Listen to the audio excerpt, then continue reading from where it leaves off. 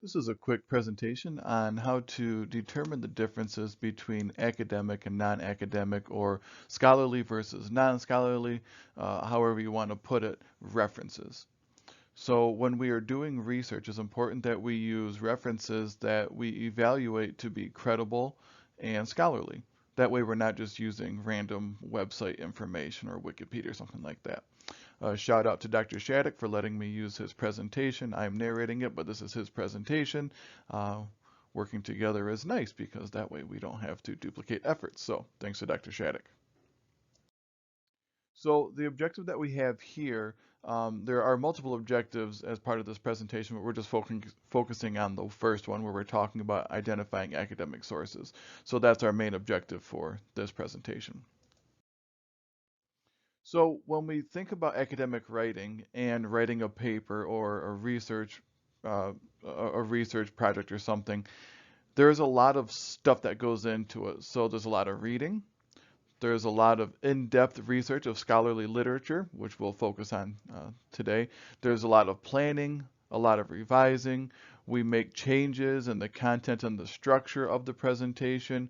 We do rewriting. Academic writing is iterative. So if you're writing a lengthy report, you're going to do many iterations of it. And that's not a bad thing. We don't write everything perfectly the first time, and that's a reasonable thing. It's a lot of proofreading, so you're going to reread everything as many times as it takes. You'll have to do a lot of formatting, which hopefully by the end of this unit you will know more about if you are in the critical thinking class. If you're watching this on its own, then you will hopefully by now have gotten familiar with some formatting stuff.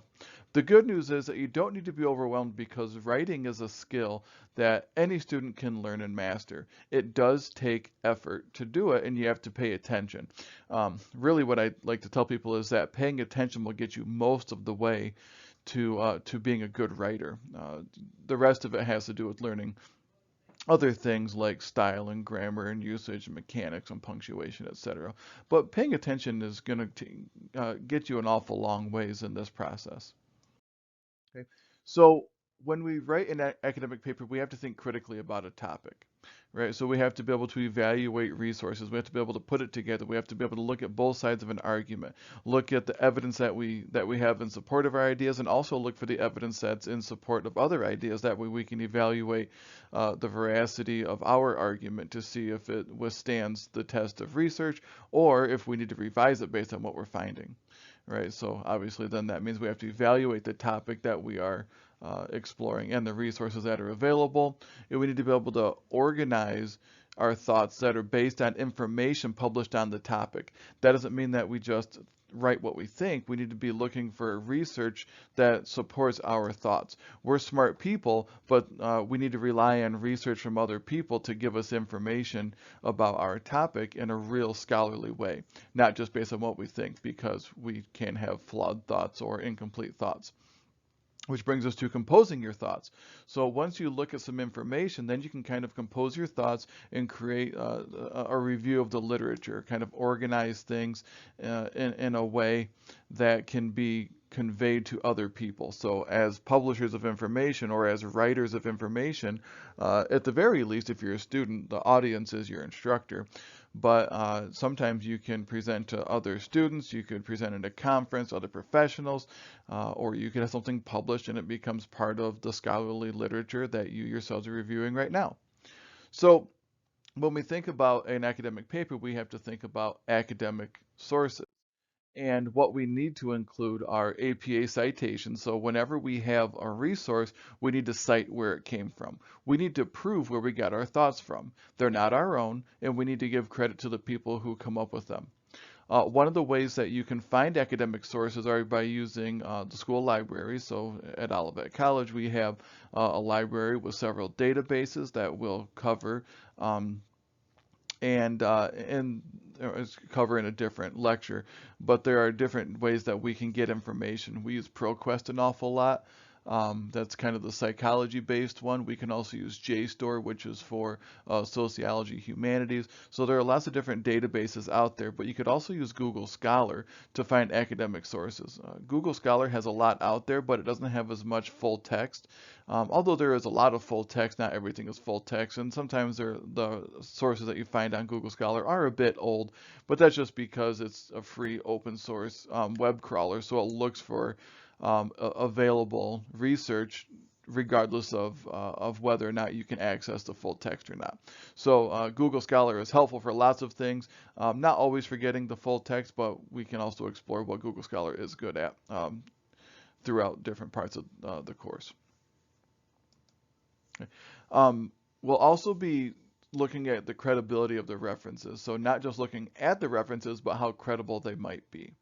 And that means that we have to look at each reference and kind of evaluate the way that they did their research, the way that they looked at their conclusions, the degree to which they studied the thing that they actually tried to study, which is a matter of, excuse me, it's a matter of operational definitions. So again, these are things that we might talk about in a different classic research methods, but you have to kind of have a basic understanding of this as we're going through a course like critical thinking and psychology, or any other course for that matter, where you're asked to discuss scholarly ideas. We also need to understand that when we learn how to evaluate, it's a critical thinking skill. So evaluating to make sure that whatever you're reading is a good source is a skill that is inherent in critical thinking. So it's important that we do this for courses, but also just in general for life, being able to think, oh wait, is that a credible reference, or is that a credible resource when we're talking to somebody on the street about something like a pandemic, for example? Are they espousing ideas that are reasonable, or are they espousing ideas that are just based on their own thought and their own limited understanding of something? So it's important that we have a variety of resources when we're trying to discuss the nature of the ideas that we are talking about. So the meat of what we want to talk about in this video is the idea of scholarly versus popular sources. So scholarly sources have a lot of qualities to them. They're written by highly qualified researchers, so that means that they're usually doctoral researchers or master's level researchers, or people who have licenses or tons of experience or some other credential in an area that they are researching. Some undergraduate students can engage in research, but usually it's under the supervision of a doctoral instructor or an advisor, mentor, whatever their role might be for you. But they're written by highly qualified researchers. There is a thorough publication process, which means that you don't just write a paper and send it in and they put it in their journal. It's peer reviewed, meaning that every article that you see has gone through a process where there has been a group of people who have been kind of like experts on the topic, experts in doing research, experts in writing and formatting, who review these papers to make sure that they're good. And oftentimes the research gets sent back to the researcher to say, hey, we need to fix some things, we need to clarify some things, something's wrong here. And that goes through a process. So the research before it even gets published gets reviewed not only at the author's level, like maybe at their home institution, but also by a group of people that will make sure that the quality of the research is good. Okay. They'll oftentimes have an extensive list of references at the end of the text. So what's interesting to think about is that when somebody is really good in their field and they start to publish information, they publish their information using other information. So it's important that we use an ongoing body of research to support our own thoughts, even when we're creating new information, even when we're developing new ways of researching something, or we have new ideas or new theories, whatever it is. We need to be embedding our research in the ideas of other people so that we contribute to this massive information. We don't just say things and hope that they're true. Even at the doctoral level, we have to be careful to include resources for ideas that are not our own. Okay. Usually articles have specific audience in mind. So if you want to learn about something like critical thinking, you can read a book, and even if you look at your critical thinking textbook, for example, if you're in the critical thinking class, then you'll look in the back of the textbook and there'll be hundreds of references in there. So a textbook is nothing more than the author and editor's attempt to take all this information and provide it to you. They're not making this information up. It's based on the references that are in the back of the book. So when you have a textbook, you have kind of a broad audience, but when you look at a specific article, you might be looking at a very specific idea that they're trying to explore within their research. So you, instead of having a book like Critical Thinking, you might have something like the use of the hindsight bias in third grade students, something like that. That might be a specific type of critical thinking or thinking error that that would be explored with a very specific population.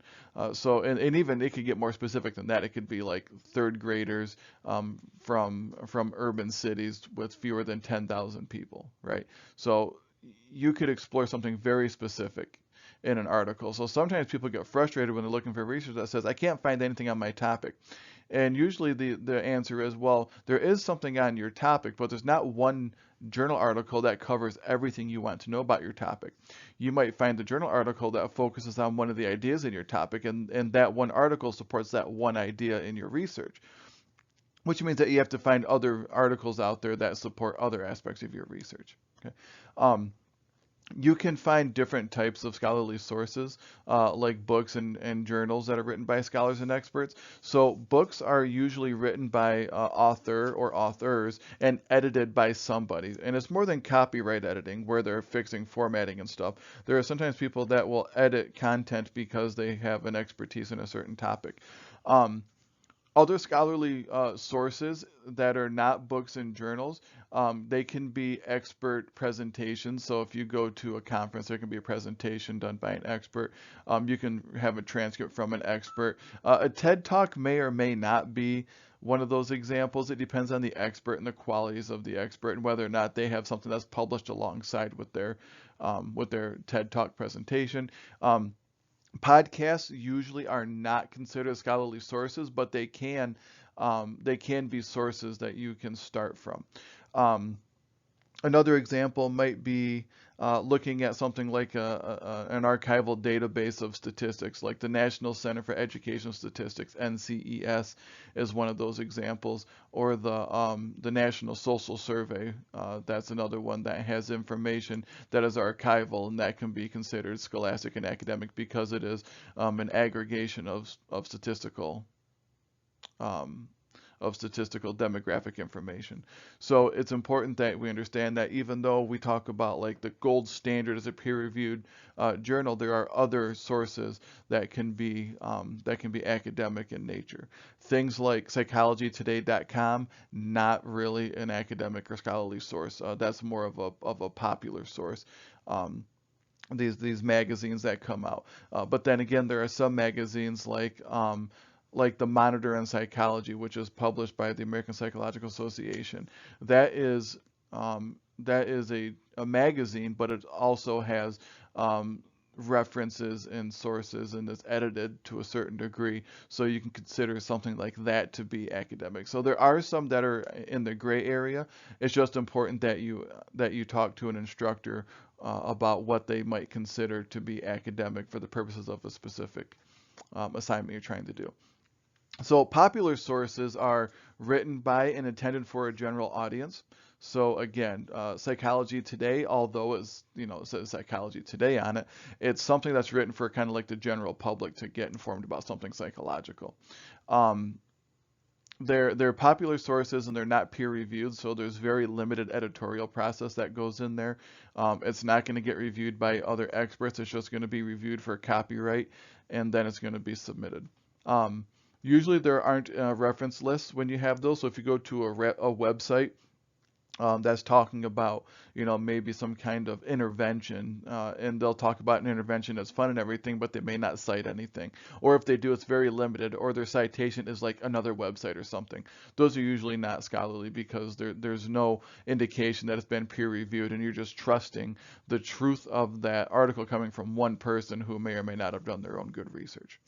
Um, so again, we have books, magazines, websites, blogs. Again, they can be written by experts, but that doesn't mean that they are scholarly because again, they haven't gone through that peer review process that helps to verify the truth of the uh, of the article or whatever they are writing or talking about.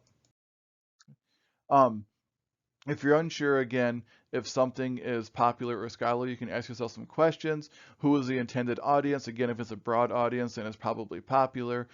Does the author have credentials? If they don't list credentials after their name, then probably they don't have them. Most people who have letters to put after their name happily put them. Some people have a whole life of collecting letters after their names and they want everybody to know it.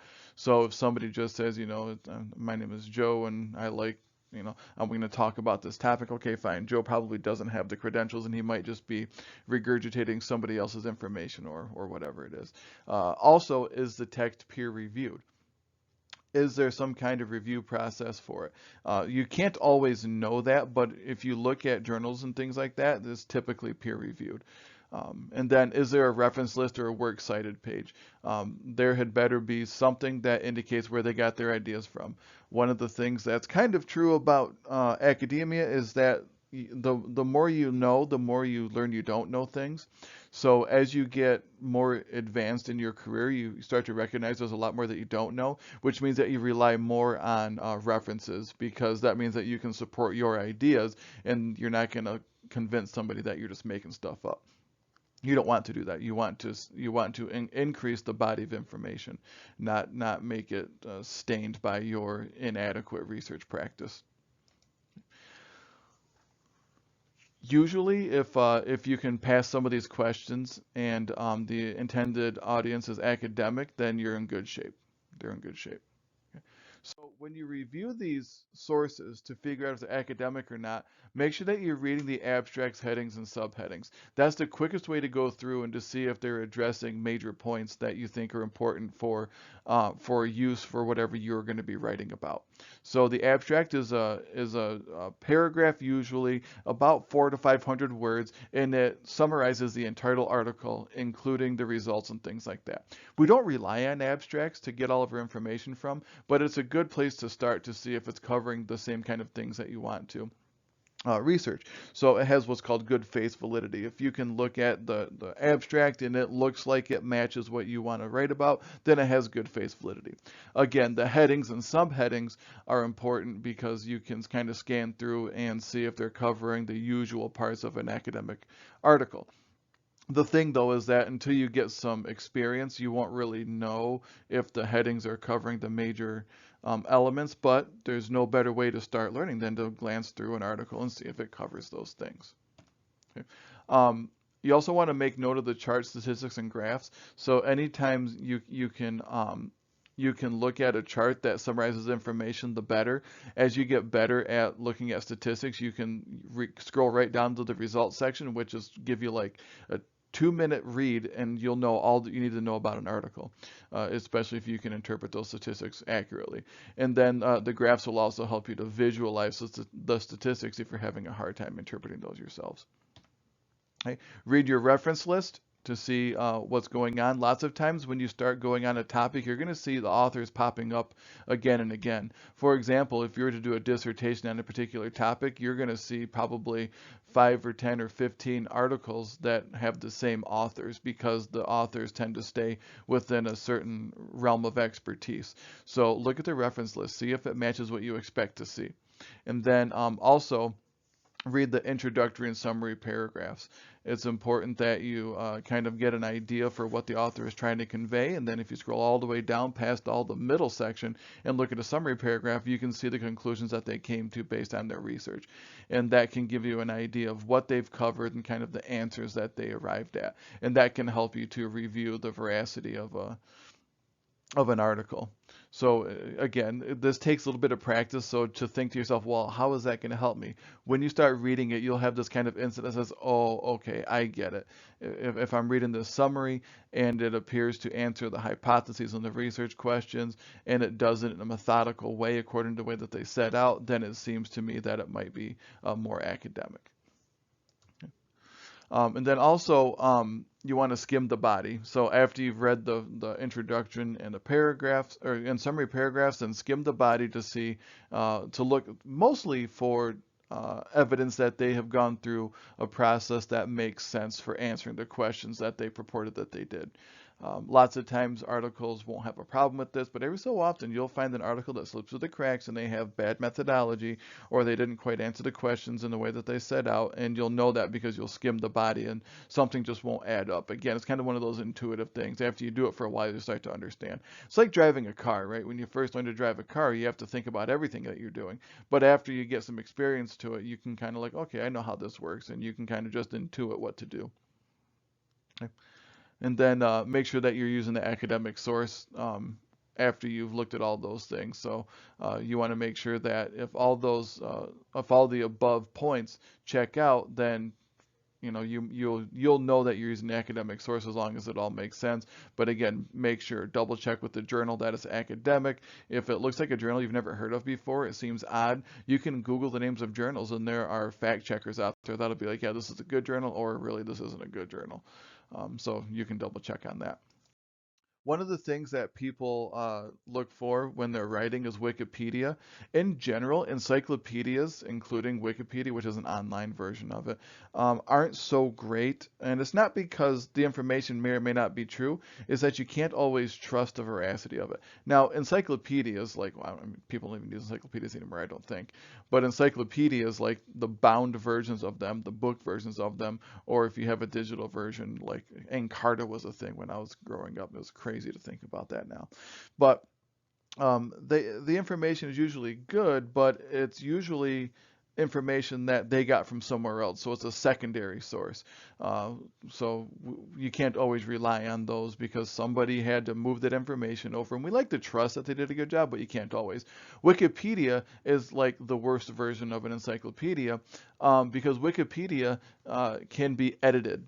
And when Wikipedia first started, I can't believe I'm talking about when Wikipedia first started, you could go in there and edit things and it would go live immediately. So if I wanted to edit an article, I could do that. And the changes that I made, no matter what they were, would go live until somebody came back and edited it. So it was just an incredible thing to think that you could go in and edit something that everybody could see. And believe me, in my whatever. In my youth, I would go in and make all kinds of weird changes, and it was fun and funny, but probably not the most helpful thing for other people. So, even though there are better checks and balances for editing information on Wikipedia, it still can be edited by anyone. And even though they do include resources, when you look at those resources on Wikipedia, oftentimes there are other websites, which we've already determined are not scholarly. So it's important that we don't use Wikipedia, okay? Not use Wikipedia. It's like a tertiary source where the first source is an article and then somebody like an internet website takes information from that article and writes about it, and then that information goes into Wikipedia. So it's 3 steps removed from the original resource, and it's probably going to be like a game of telephone where something got distorted somewhere. But it's not all bad, but you just can't trust it, so we don't. Okay, it's not a bad place to start with for an idea. Um, and again, if you can track down some of those references that are academic at the bottom of the Wikipedia page, you're good to go. You can do that. But if you can't, you're stuck because you can't actually trace down the original academic resource that was referred to. Okay, so some resources that can help you also, and again, there's no substitute for the APA manual. Purdue's online writing lab, which people just call OWL, but Purdue has a really good online writing lab, Purdue University, and it has a lot of good information. And I can't believe I'm saying this either, but it has a decent citation generator. Again, there is no substitute for learning how to format these in APA because it's quicker just to type out the information in the right format than it is to enter it into a citation generator, despite what people think. They're afraid they'll make mistakes, but citation generators make mistakes too. So there you go.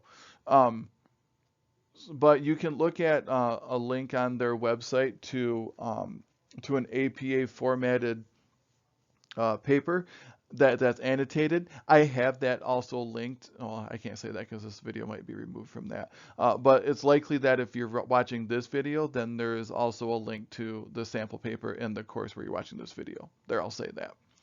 Um, Grammarly is also helpful. I understand that people don't pay much attention to grammar, punctuation, and things like that in general.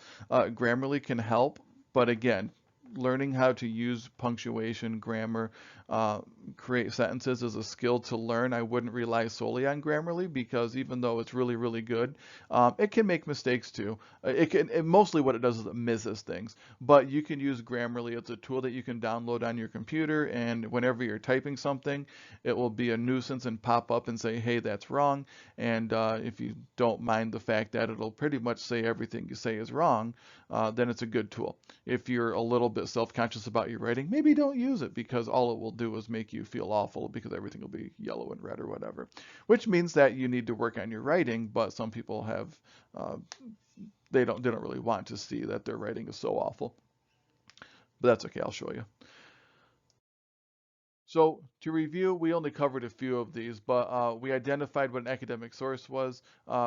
There are other references or other resources that you can look at for citing, identifying parts, and writing up a references section. We covered objective one in this slide or in this presentation. So boy, it's went a little bit longer, so 25 minutes, a little bit longer than I thought.